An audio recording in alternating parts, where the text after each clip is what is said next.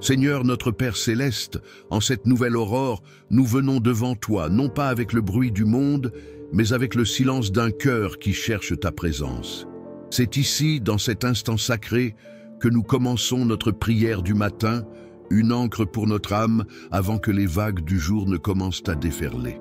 Nous nous rassemblons sous la promesse puissante du psaume 20, une parole vivante qui déclare une victoire préventive sur chaque épreuve. Car il est écrit, et nous le recevons aujourd'hui comme une forteresse personnelle, que l'Éternel t'exauce au jour de la détresse, que le nom du Dieu de Jacob te protège. Sentez cette parole s'enraciner en vous. Ce n'est pas une simple suggestion, c'est un décret divin. Avant même que l'angoisse ne puisse formuler son nom, cette prière demande que le Seigneur te réponde. Avant que le danger ne puisse jeter son ombre, nous déclarons que sa protection est déjà ton refuge. Que le Dieu de Jacob, ce Dieu qui a transformé un lutteur en prince, soit ton bouclier. Père, nous activons cette parole maintenant. Nous déclarons que cette journée qui s'étend devant nous comme une page blanche est déjà marquée par ta signature de protection. Le jour de la détresse n'est pas une fatalité, mais une possibilité pour laquelle tu as déjà préparé une réponse. Cette détresse peut prendre le visage d'une nouvelle inattendue, d'une pression au travail, d'une inquiétude financière qui ronge l'esprit ou d'un silence pesant dans une relation. Mais peu importe sa forme, ta réponse, ô Éternel, est plus rapide que l'éclair et plus certaine que le lever du soleil. Que le nom du Dieu de Jacob te protège. Ce n'est pas n'importe quel nom. C'est le nom qui est une tour forte, comme le déclare le livre des Proverbes. Le nom de l'Éternel est une tour forte. Le juste s'y réfugie et se trouve en sûreté. Aujourd'hui, nous ne marchons pas à découvert. Nous nous réfugions consciemment dans cette tour imprenable.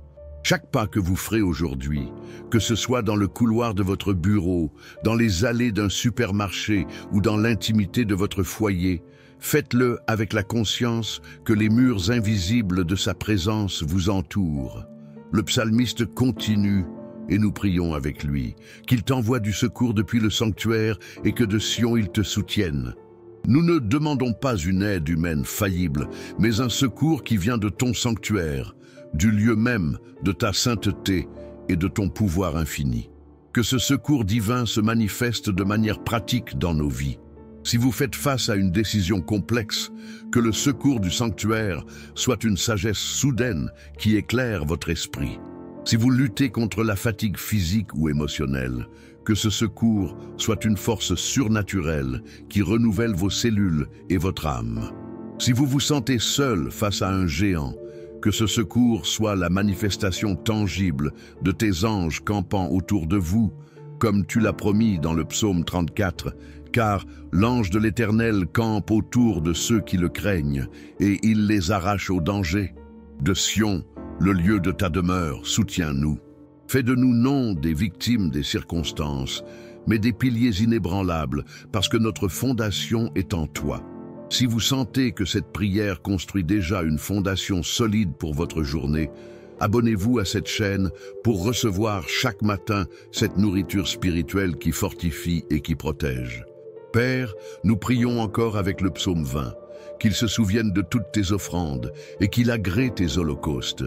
Chaque effort que nous avons fait dans la foi, chaque sacrifice silencieux, chaque acte de gentillesse non remarqué, chaque prière murmurée dans la nuit, rien de tout cela n'est oublié de toi. Aujourd'hui, nous te demandons de te souvenir de nos offrandes. Non pas comme une transaction, mais comme le témoignage d'un cœur qui cherche à t'honorer. Et en réponse, nous te demandons d'agréer nos vies comme un sacrifice vivant. Que notre travail aujourd'hui soit une offrande, que notre patience dans les embouteillages soit une offrande, que notre manière de parler à nos proches soit une offrande. Et de ce lieu d'abandon, nous déclarons la suite du verset, qu'il te donne ce que ton cœur désire et qu'il accomplisse tous tes desseins. Nous alignons les désirs de notre cœur avec les tiens. Purifie nos désirs, Seigneur, afin que ce que nous voulons soit ce que tu veux pour nous. Et nous croyons que lorsque nos plans sont soumis à ta volonté, tu les portes à l'accomplissement. Que cette journée soit marquée non par la frustration de nos propres efforts, mais par la grâce de tes desseins qui s'accomplissent à travers nous. Nous voulons nous réjouir de ton salut et nous lèverons l'étendard au nom de notre Dieu. L'étendard, dans les temps anciens, était un symbole de ralliement, une déclaration d'identité et d'allégeance. Aujourd'hui, notre étendard n'est pas celui de la réussite personnelle, de l'orgueil national ou de la richesse matérielle. Notre étendard, c'est le nom de notre Dieu. Face à la compétition féroce du monde du travail, nous levons l'étendard du nom de Dieu. Face au diagnostic médical effrayant, nous levons l'étendard du nom de Dieu. Face à la discorde familiale, nous levons l'étendard du nom de Dieu. Lever cet étendard, c'est déclarer publiquement, et d'abord à notre propre âme, où se trouve notre confiance. C'est un acte de guerre spirituelle qui met en déroute les armées de l'anxiété et du doute.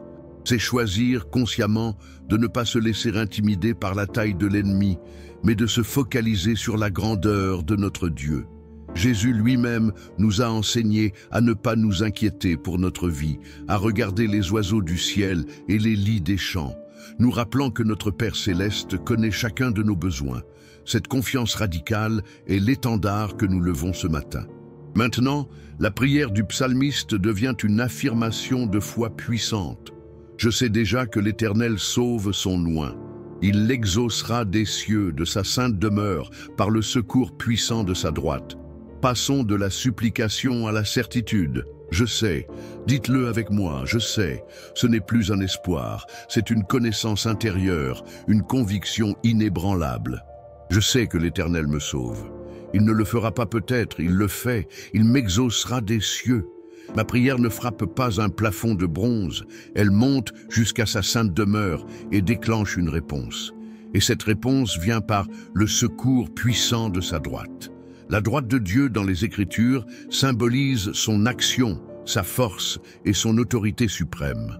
Aujourd'hui, nous invoquons non pas une petite aide, mais le secours puissant de sa droite. Contre la tentation qui vous assaille, invoquez le secours puissant de sa droite. Contre le mensonge qui cherche à vous emprisonner, invoquez le secours puissant de sa droite. Contre le découragement qui pèse sur vos épaules, invoquez le secours puissant de sa droite. Sa puissance est infiniment plus grande que n'importe quel problème que nous pouvons rencontrer. Et c'est ici que le psaume 20 atteint son apogée en opposant les sécurités du monde à la seule véritable sécurité. Ceux-ci s'appuient sur leurs chars, ceux-là sur leurs chevaux. Nous invoquons le nom de l'Éternel, notre Dieu. Quelle déclaration audacieuse pour notre époque. Les chars et les chevaux modernes ont changé de nom, mais leur nature reste la même. Pour certains, leur char est leur compte en banque, leur sécurité financière. Pour d'autres, leur cheval est leur réseau de contacts, leur influence. D'autres encore comptent sur leur intelligence, leur diplôme, leur santé robuste ou leur jeunesse. Ce sont de bonnes choses, Seigneur, mais elles sont des fondations de sable. Une crise économique peut anéantir une fortune. Une trahison peut détruire un réseau. La maladie peut fragiliser le corps le plus fort. Mais nous, aujourd'hui, nous faisons un choix différent. Nous invoquons le nom de l'Éternel, notre Dieu. Notre confiance n'est pas dans le visible, le tangible, le périssable. Notre confiance est dans le nom qui a créé l'univers, le nom qui a vaincu la mort, le nom qui est au-dessus de tout autre nom. Invoquer son nom, c'est activer une source de pouvoir que le monde ne peut ni donner ni reprendre. Si cette déclaration de confiance en Dieu seul résonne dans votre esprit, aimez cette vidéo. Montrons à l'algorithme et au monde que notre confiance n'est pas dans les chars et les chevaux, mais dans le nom de l'Éternel. La conséquence de ce choix est radicale et inévitable. Eux, ils plient et ils tombent. Nous nous relevons et nous tenons ferme. C'est une promesse de résilience divine. Remarquez le contraste. Ceux qui se confient dans les sécurités humaines finiront par plier sous le poids des épreuves et ils tomberont. Leur source de force est limitée. Mais nous, qui invoquons le nom de l'Éternel, nous avons une destinée différente. Nous pouvons trébucher, oui. Nous pouvons connaître la tristesse, la douleur, l'échec. Mais nous ne restons pas à terre. La promesse est, nous nous relevons. Et non seulement nous nous relevons, mais nous tenons ferme. C'est la grâce du relèvement, c'est la force de tenir debout même quand la tempête fait rage. C'est la promesse de Paul dans sa lettre aux Corinthiens. Nous sommes pressés de toute manière, mais non réduits à l'extrémité. Dans la détresse, mais non dans le désespoir. Persécutés, mais non abandonnés. Abattus, mais non perdus. Cette force de se relever n'est pas la nôtre, c'est la sienne en nous. Aujourd'hui, recevez cette onction de résilience. Si vous êtes tombé hier, relevez-vous maintenant. Si vous vous sentez faible, tenez ferme par sa puissance. Cette protection, cette réponse dans l'angoisse n'est pas seulement une défense passive, c'est aussi une assurance qui nous donne la paix.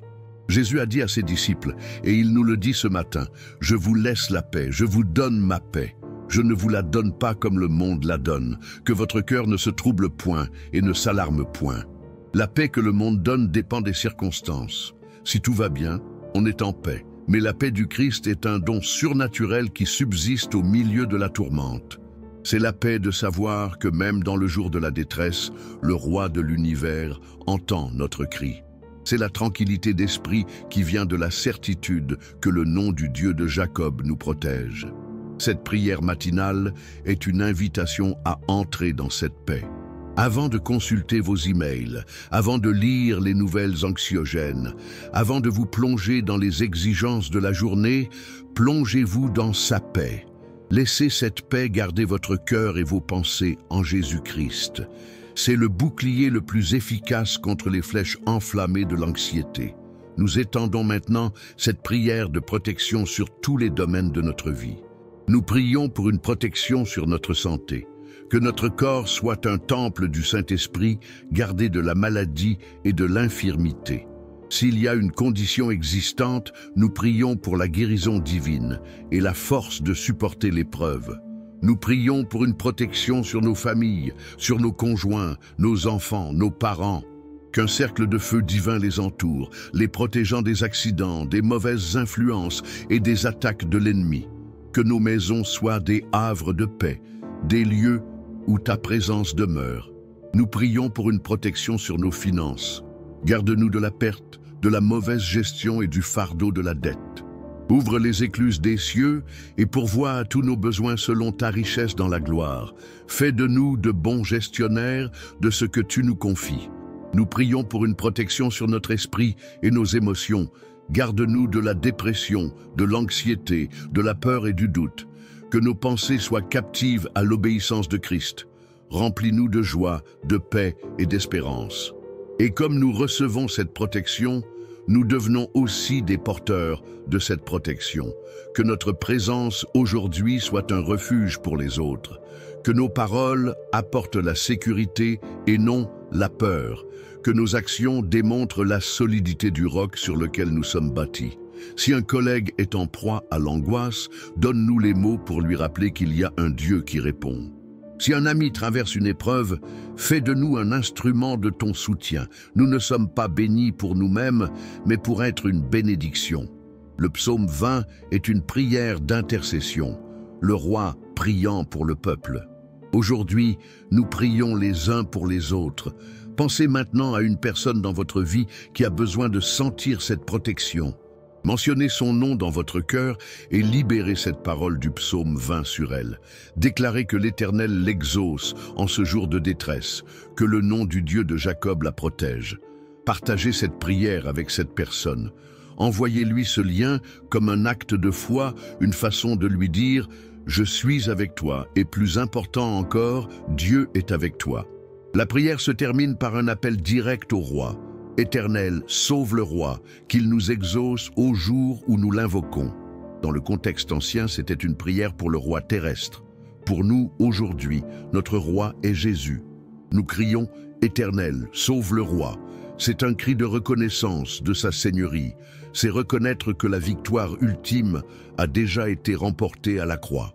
Et parce qu'il est le roi victorieux, nous pouvons avoir l'assurance qu'il nous exaucera au jour où nous l'invoquons. Ce n'est pas un peut-être, c'est une certitude. Le canal de communication est ouvert. Le trône de la grâce est accessible. L'auteur de l'Épître aux Hébreux nous exhorte. Approchons-nous donc avec assurance du trône de la grâce, afin d'obtenir miséricorde et de trouver grâce pour être secourus dans nos besoins. Ce matin, nous nous sommes approchés de ce trône. Nous avons présenté nos besoins et nous repartons avec l'assurance d'avoir été entendus. Alors, pour conclure cette prière matinale, récapitulons les promesses que nous avons saisies. Premièrement, Dieu vous entend au jour de la détresse. Votre cri ne se perd pas dans le vide. Deuxièmement, le nom puissant de Dieu est votre protection. C'est votre refuge et votre tour forte. Troisièmement, Dieu vous envoie un secours surnaturel depuis son sanctuaire. Vous n'êtes pas seul dans vos combats. Quatrièmement, votre confiance n'est pas dans les systèmes du monde, mais dans le nom de l'Éternel. Et cela vous donne une résilience divine pour vous relever et tenir ferme. Enfin, le roi des rois est attentif à votre appel et il vous répond. Marchez dans cette journée, non pas avec la peur de ce qui pourrait arriver, mais avec la foi en celui qui tient la journée dans ses mains. Marchez avec l'autorité d'un enfant du roi, sachant que vous êtes protégé, soutenu et destiné à la victoire. Que chaque heure de cette journée soit imprégnée de cette vérité. Que la paix de Dieu qui surpasse toute intelligence garde votre cœur et vos pensées. Allez et vivez cette journée non comme une épreuve à endurer, mais comme une toile sur laquelle la puissance et la protection de Dieu seront magnifiquement peintes. Au nom puissant de Jésus, nous avons prié. Amen.